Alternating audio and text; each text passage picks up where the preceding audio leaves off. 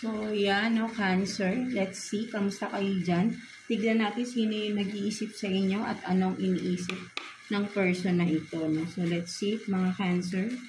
Kuha tayo ng one card here for you, Cancer.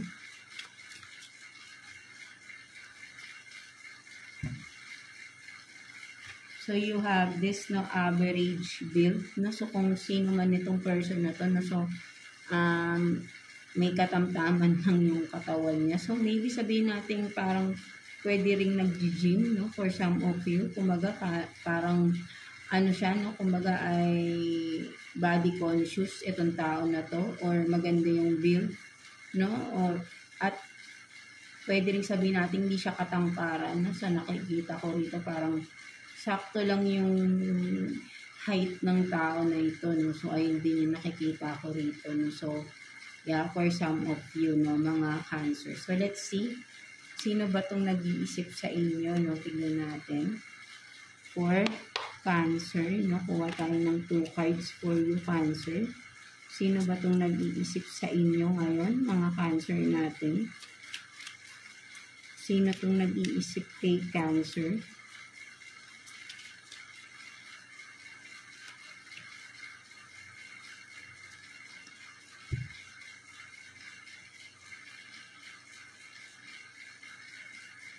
So, you have this 3 of Wands and then the Hangman in reverse. No? So, ang nakikita ko rito, no, itong tao na nag-iisip sa inyo is someone na malayo, no, for some of you.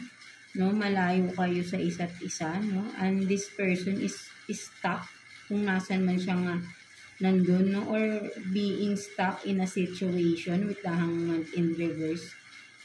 Or sabihin rin natin na this person is basta literally no, nasa malayo siya, no? Pwedeng tawid dagat itong tao na to, no? So, yan, no, nag-iisip siya, no? If you are dealing, maybe you are dealing with someone na nasa malayo, no, mga Cancer, no? And with the Hangman in reverse, no, parang merong movement na gagawin itong tao na to. That's why iniisip niya kayo, no? So, parang yun yung nakikita ko rito, no? But then, let's clarify. Tignan natin, no? Kasi with the Hangman in reverse, no, parang nakikita ko rito, parang akala mo kasi wala siyang pakialam, no? This person, no? But then, iniisip ka nga niya, no? And nasa malayo itong lugar, no? Tignan natin, ano bang iniisip ng person na ito, no? Sa inyo, no? Bakit kanya iniisip? Ano bang iniisip ng person na ito? Let's see. Anong iniisip ng person na ito kay Cancer?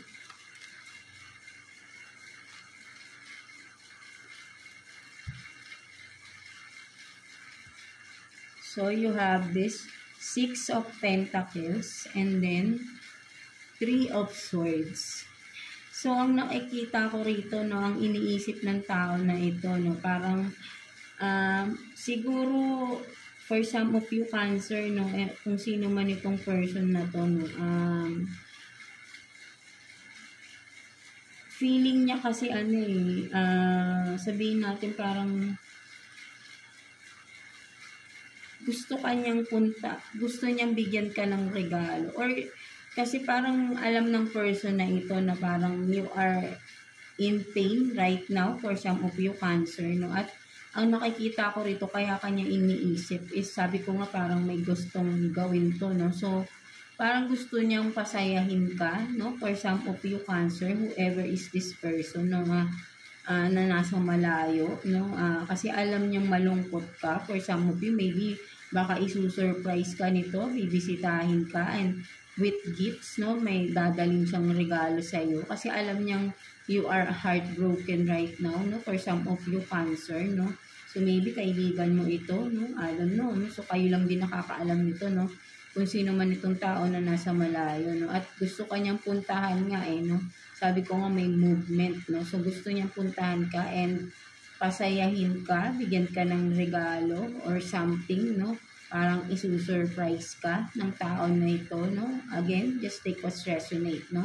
Mga Cancer, pwede rin kasi kayo rin to na may gusto kayong puntahan, no? So, pwede magkabali-baliktad nga, no? So, again, No? So, yeah, ito yung nakikita natin for you, mga Cancer natin.